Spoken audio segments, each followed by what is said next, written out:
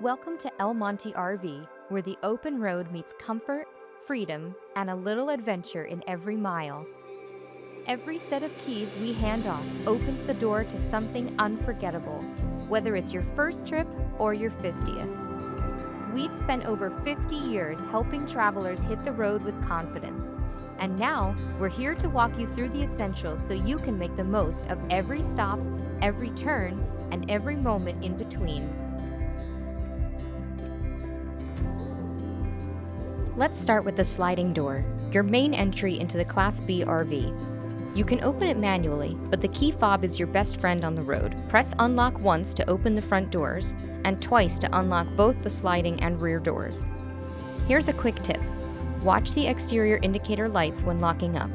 One long flash means everything's secure. Several quick flashes usually means the door's still open, often the sliding or rear, so it's worth a second look. And once you're parked, there's a built-in fly screen at the sliding door.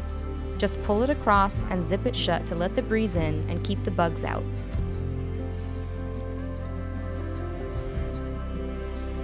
Now let's take a look at the rear of the vehicle. Open the back doors to access some of your key outdoor utilities. On the inside panel, you'll find a 12-volt outlet and a 120-volt power outlet. Keep in mind, the 120-volt outlet only works when you're connected to shore power or if the generator is running. If you're off-grid without either, that outlet won't be active. Just below, you'll notice the furnace vent. This area gets hot when the furnace is on, so make sure not to block it. You also have a handheld outdoor shower with a quick connect hose. To use it, just plug in the hose and make sure the water pump is turned on. There's a dedicated switch right here at the rear for convenience. And finally, take a moment to check out the rear storage compartments. Perfect for hoses, power cables, or other gear you'll need on the road.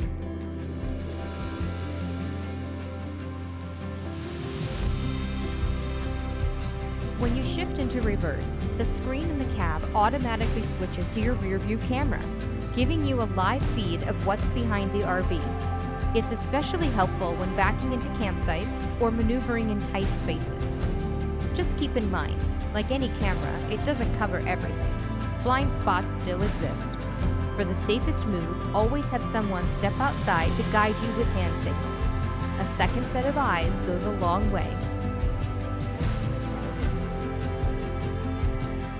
Your Class B RV comes equipped with a generator, located underneath the vehicle.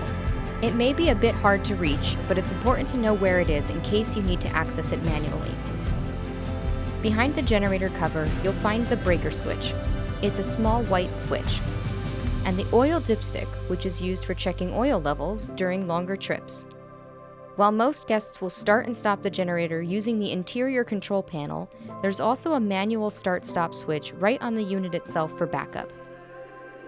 One key thing to remember, the generator will not start if your RV's fuel tank drops below 1/4 full. This safety feature ensures you never run out of fuel completely. If you're planning to use the generator for long periods, say running the AC on a hot day, it's a good idea to check the oil every 8 hours of use. Just remove the dipstick, wipe it clean, check the level, and top it off if needed. It uses the same oil as your engine, so there's no need to buy anything different. On the driver's side of the van, you'll find the freshwater tank filler. It's secured with a small lockbox that opens with the CH751 key provided. To fill the tank, connect your freshwater hose to the campsite spigot, then place the other end into the gravity fill port. Keep an eye on it. Once the tank is full, you'll see water coming out of the overflow near the filler and possibly from underneath the vehicle. That's completely normal. At that point, just turn off the water and disconnect the hose. Right next to the filler is your city water hookup. This is a screw-in connection. When you're plugged into a pressurized city water supply, you do not need to use the water pump. The water will flow directly through the lines.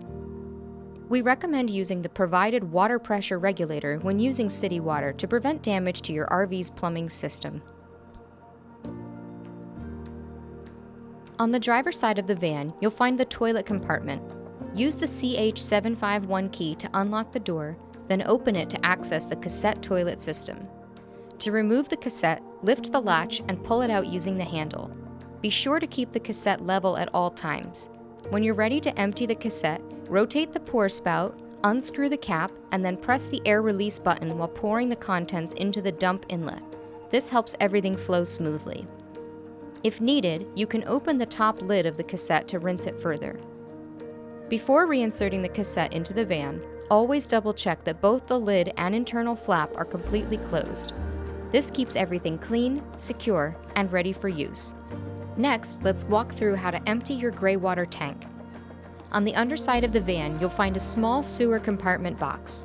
Open it to reveal the gray water outlet. The sewer hose is already connected and stored in place for your convenience. To dump the tank, make sure the other end of the hose is securely placed into the dump station inlet. Then pull the gray water valve handle to release the water. You'll hear it flow through the hose. Once it's done draining, push the valve handle back in to close it and store the hose back in the compartment. This system handles water from the sink and shower only, not from the toilet. On the exterior of the van, you'll see a metal vent. This is the exhaust for both the furnace and the water heater, which both run on propane. This vent gets extremely hot when either system is running, so it's important to be cautious around it, especially if you have kids or pets nearby. Never place any items near the vent while in use, and always give it time to cool down before touching or storing anything in the area. Your Class B RV uses a 30 amp shore power connection, which is located on the driver's side of the vehicle. To connect, simply plug the power cord into the RV, then connect the other end to the 30 amp outlet at your campsite. To disconnect, always turn off the power at the pedestal first, then unplug from the outlet and finally from the RV. We've also included a 30 amp to 15 amp adapter. This allows you to plug into a standard household outlet if needed, like when you're prepping the RV at home. However, it's important to note, the roof air conditioner will not work on 15 amp household power. You'll need a full 30 amp connection to run high demand appliances like the AC. Most full hookup campsites will provide 30 amp power, so the adapter is just for convenience when access is limited. Your propane system powers essential features like the furnace, stove, and water heater, and the switch can stay on while you're on the road to keep everything running smoothly. That said, always turn the propane off when refueling at a gas station or boarding a ferry. And keep in mind, some tunnels don't allow vehicles carrying propane at all, even if it's turned off. Watch for posted signs and follow any local restrictions. If you need a refill, most U-Haul locations and many gas stations or campgrounds offer propane service.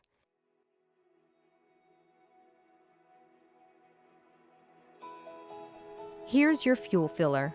Before you start filling up, turn off the house battery switch and the generator, as well as the propane valve. A key safety step to avoid any electrical sparks near fuel vapors. This RV runs on gasoline only.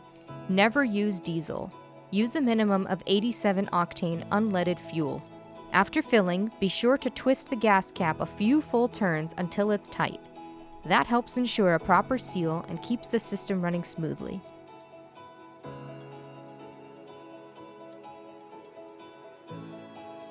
Let's take a quick look at the driver's controls. This RV has an automatic transmission. No clutch, no manual shifting, just two pedals, the accelerator and the brake, both operated with your right foot. To shift gears, turn on the engine and press the brake pedal firmly. Then pull the gear selector towards you and move it into R for reverse, N for neutral, and D for drive. You might also see settings like M, 2, or 1, but those aren't needed for standard driving. If you're heading through mountain roads or towing extra weight, press the tow haul button located on the side of your gear shifter. It helps manage your speed and reduces strain on your brakes, giving you more control on hills and descents. The parking brake in this Class B isn't a traditional handbrake, it's an electronic parking brake. You can turn it on or off using the small switch near the lower left side of the steering wheel. To engage the brake, pull up on the switch. To release it, push down, but make sure your foot is on the brake pedal before doing so.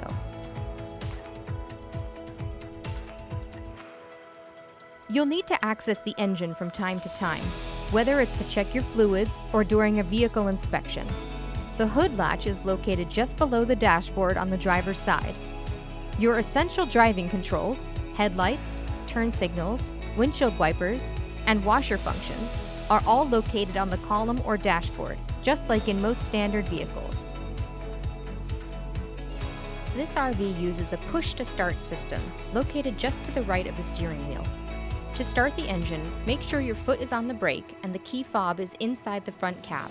Then press the button once to turn it on and again to turn it off when you're done. Take a moment to look at the height sticker on the windshield. This tells you exactly how tall your RV is. Always check posted height limits at tunnels, bridges, or drive-thrus to make sure you'll clear them. Let's go over the important paperwork stored in your glove compartment. We recommend taking a moment to review what's inside before your trip. Knowing where everything is can save valuable time if you ever need it. In the front cab, you'll find USB ports and a 12-volt outlet for powering your devices on the go. There's also a built-in wireless charging pad, perfect for keeping your phone charged while you drive. Just make sure your device is compatible and case-free for the best connection. Your RV is equipped with split side mirrors, with upper and lower glass to give you a wider field of view. To adjust them, use the joystick-style control located on the driver's door. First, select the left or right mirror by turning the dial. Then, move the joystick to adjust the mirror glass. Both the upper and lower sections can be repositioned to suit your driving needs. Both front seats in this Class B RV can swivel to face the living area, giving you more usable space when parked. To rotate the seat, locate the swivel lever, typically found on the side or front corner of the seat base. Pull the lever to unlock the seat, then rotate it slowly. You may need to adjust the seat's position forward or backward to clear the dash or door. Once you've turned it to the desired angle, release the lever to lock it back into place. Let's take a moment to walk through how to check your engine oil, a quick but important part of keeping your trip running smoothly. Start by opening the hood using the latch located below the driver's side dashboard, the same one we referenced earlier. Inside the engine compartment, locate the round yellow dipstick. This is for checking oil levels. You may also see a second rectangular dipstick nearby, which is for transmission fluid. You won't need to check that during your trip. For the most accurate reading, make sure the RV is parked on level ground, turn off the engine, and wait at least 5 minutes to let the oil settle. Then, pull out the dipstick, wipe it clean, reinsert it fully, remove it again, and check the level. It should fall between the minimum and maximum lines. If the oil is low, remove the cap and add the recommended synthetic oil, printed directly on the cap. Add slowly and avoid overfilling. If you do need to purchase oil during your trip, save the receipt. We'll reimburse you when you return the RV. While you're under the hood, it's a great time to check your coolant and windshield washer fluid levels. Start with the coolant. You'll see a translucent reservoir with a clear, full line marked on the side. The fluid should be at or near that line. If it's low, only top it off when the engine is completely cool. Once filled, tighten the cap securely. Next, locate the windshield washer fluid reservoir. It usually doesn't have a level indicator, so if you're unsure or getting low, go ahead and top it off. Just inside the entry door, you'll find the house battery switch. This powers most of the RV's interior systems, including the lights, fridge, and water pump. Essentially anything running off the house battery. When you're setting up for the day or night, make sure this switch is turned on. It's what keeps your lights on, water flowing, and food cold. There's also a safety step to remember. Whenever you stop to refuel, whether it's gasoline or propane, turn the house battery switch off. It's a quick precaution that helps reduce any risk while fueling. And once you're finished at the pump, just switch it back on. It's an easy detail to miss, but even easier to correct. Your fire extinguisher is mounted just inside the entry, easy to access in case of emergency. Right next to it, you'll also find a standard 120-volt power outlet. Just a quick reminder, outlets like this only work when you're plugged into shore power or have the generator running. You'll find heat vents like this one near the floor. They're where warm air flows out when the furnace is running. There are a couple more throughout the RV to help keep the space evenly heated. Just make sure these vents stay clear of bags, bedding, or gear so the warm air can circulate properly. Just past the bathroom near the floor, you'll see a GFI outlet. If a nearby outlet stops working, check here first. Press the reset button to restore power. It's a quick fix that solves most issues with GFI connected outlets. This RV is equipped with a digital control panel that gives you control over all the main systems in one place. Let's walk through how it works. You can turn the interior lights on and off with a simple tap. Each zone can be controlled individually, or you can switch everything off at once before heading out or turning in for the night. To run water from the sink, shower, or toilet when not connected to city water, make sure to turn on the water pump. If you're hooked up to a pressurized water source at your campsite, the pump isn't needed. You can easily check the levels of your fresh, gray, and black water tanks here. If your gray tank still shows a partial reading after being emptied, that's normal. It's often just residue on the sensors. As long as it's not stuck on full, you'll still get an accurate reading when it actually needs to be emptied again. The panel also allows you to start and stop the generator. Just press and release the button, the generator will start automatically after a few seconds. If you ever need to use the generator manually, please refer to the earlier instructions. You can also control the roof air conditioner from this panel. Just remember, the AC will only work if you're connected to shore power or the generator is running. It's designed to cool the RV about 15 to 20 degrees below the outside temperature, so on especially hot days, avoid setting it too low. If the unit runs too long on a low setting, it can freeze up. If that happens, turn it off for a bit to let it defrost before starting it back up again. If the control panel app ever freezes or the tablet restarts, just tap the BMPRO logo to relaunch the app and get everything back online. The solar panel on the roof provides light charging to help top off your batteries. No action needed, it works automatically. That said, it's not enough to fully recharge the system on its own.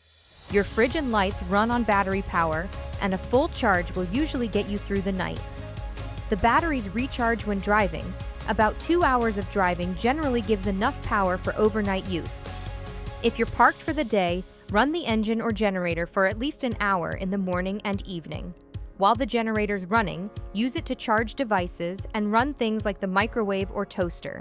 Remember, solar helps, but for longer dry camping trips, plan on staying at a powered campsite every few days to fully recharge. Let's take a look at your fridge and freezer, your built-in cooler for the road. For the best performance, set the temperature dial to the middle. That's the ideal setting for keeping things cool without overworking the system. Turning it to the maximum won't make it colder faster.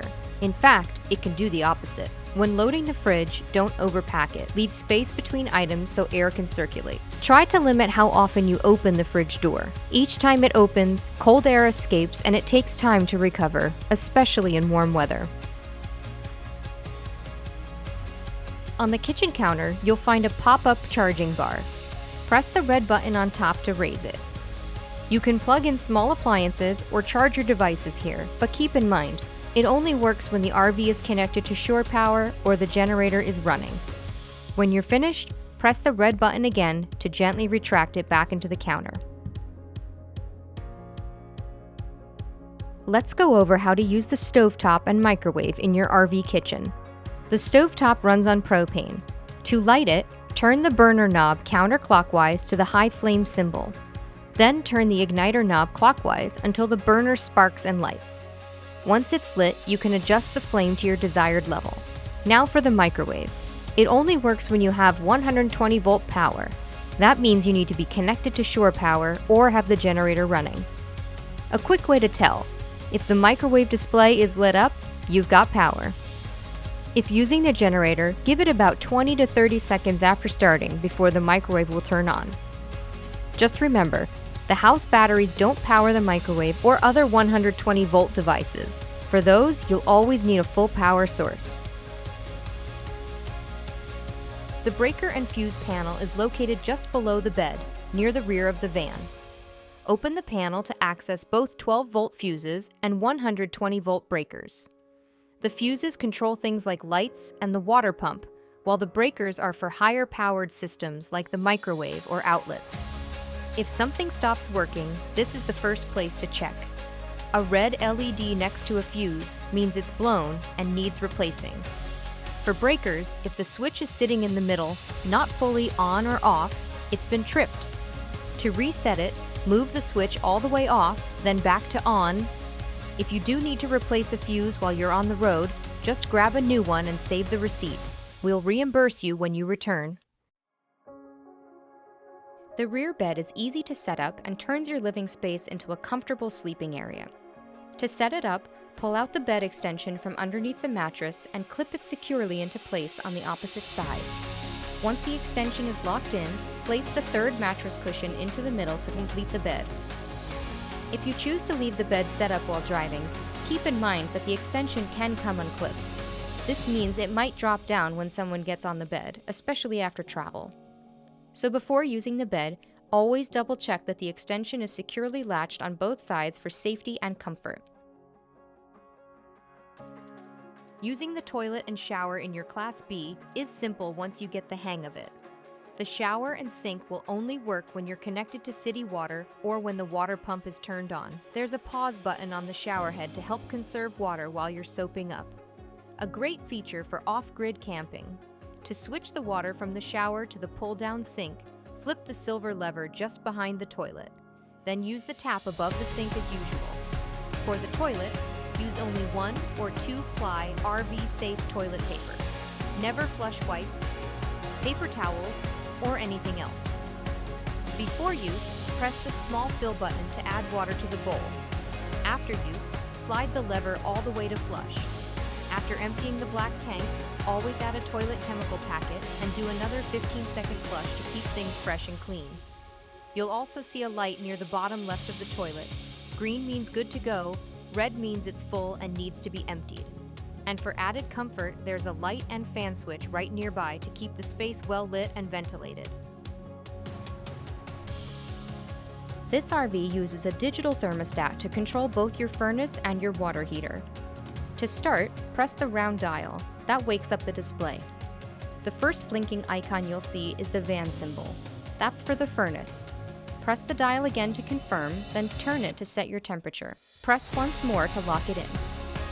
The furnace runs on propane, and it'll cycle on and off automatically to maintain the temperature you set. After shutting it off, you might still hear the fan running. That's totally normal. It just needs a few minutes to cool down. To turn on the water heater, press the dial again until the icon with waves and a thermometer starts blinking. Turn the dial to select it, press to confirm, and then choose either eco heating or hot, depending on how warm you want your water. The water heater also runs on propane, and it'll take about 20 minutes to fully heat up.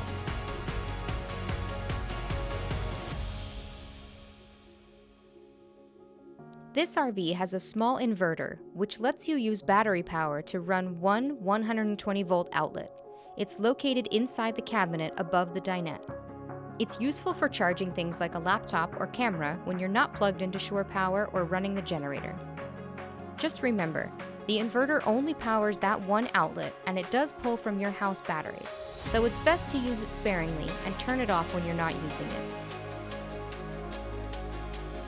You'll find the smoke alarm mounted on the ceiling. Just like at home, it's there for your safety. During cooking, especially when things get steamy or smoky, the alarm might go off even if there's no fire. To help prevent that, always open a window or roof vent and turn on the roof fan while you're cooking. Just below the dinette area, you'll find the LPG and carbon monoxide alarm. It's designed to alert you to gas leaks or unsafe air quality inside the RV. It's a very sensitive sensor and can sometimes be triggered by everyday products like cleaning sprays, disinfectants, nail polish, perfumes, or even excess dust. If it does go off briefly during use, simply ventilate the area and avoid using those products near the alarm. Now, if you ever smell LPG, which has a strong, rotten egg odor, here's what to do immediately. check that all stove and oven knobs are fully turned off, turn off the house battery switch to cut power to the RV's systems, open the windows, roof vents, and entry door to let in fresh air, step outside, and close the propane tank valve to stop the gas flow. Once the RV is fully ventilated and the smell has cleared, and you've confirmed the source is off, you can carefully reset the system. But if you're ever unsure, don't take chances. Contact on-road care or emergency services right away. The dinette table is fully removable, giving you more space when needed. To take it out, just lift the tabletop straight up to disconnect it from the poles. Then, remove the table poles from the floor mounts and store all pieces securely while driving. It's a simple setup that gives you flexibility whether you're eating, working, or just clearing space. Seatbelts are available throughout the RV. You'll find them around the dinette seating and on the couch. Just like in a regular vehicle, everyone should be buckled in anytime the RV is moving. To use the seatbelt, pull it across your body and click it into the buckle. For guests traveling with a child seat, there's a secure anchor point located behind the forward-facing dinette bench. Be sure to connect the tether strap properly and double-check that it's installed according to the car seat manufacturer's instructions. The roof bed gives you extra sleeping space and is easy to set up once you arrive at camp. To raise the roof, start by unclipping the two safety buckles, then release the roof locks on both sides. Push the bed platform up until it's fully extended. You'll notice two straps hanging down. Leave them that way so you can easily pull the roof back down when it's time to close up. To climb into the bed, use the detachable roof ladder. It clips into the brackets near the passenger side, just above the sliding door. We recommend using that clip point instead of the one above the dinette on the driver's side. Next to the ladder clip, you'll find a light switch and a USB outlet, so you can charge your phone or use a reading light up top. The canvas walls around the roof bed also include zipper windows, which can be opened for airflow or closed for privacy. When it's time to close the roof, gently pull down using the hanging straps, and make sure to tuck in the canvas as you go to avoid it getting pinched or damaged in the roof mechanism. It's also important to remove pillows, blankets, or anything bulky from the bed before closing. The roof needs to fully seal. Once it's back down, lock the roof latches, reclip the safety buckles, and stow the straps. There's also a roof vent up top for extra ventilation.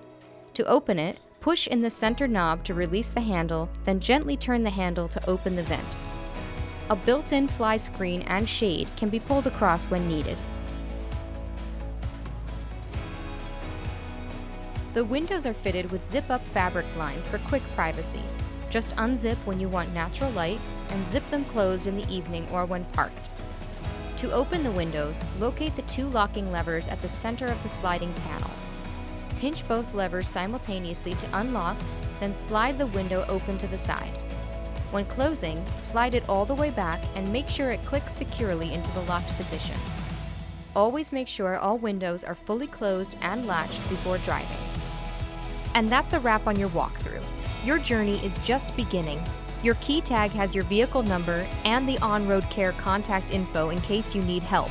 And don't forget, the QR code gives you access to this video, downloadable for offline use, and the full guest guide PDF, which includes an extensive troubleshooting section.